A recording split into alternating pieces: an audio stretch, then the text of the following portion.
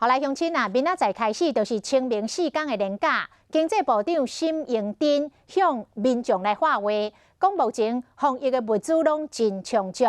翠安为后礼拜开始，要饼逐工拢做1500万片，啊，卫生纸甲泡面等等的民生物资，嘛会增加产量。卫生纸以及泡面、罐头这些产能都会来加大，市场供应无虞。口罩方面，目前产能已经突破1300万片的日产能。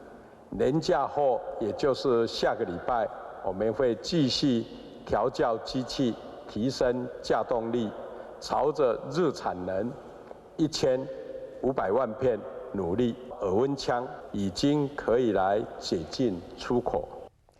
外交部长吴钊燮嘛来表示，在无影响国内防疫的前提下，将要来进行第一波的国际人道的援助，甲热像仪、甲杜尖等等的防疫的物资捐予邦交国，大家做伙来渡难关。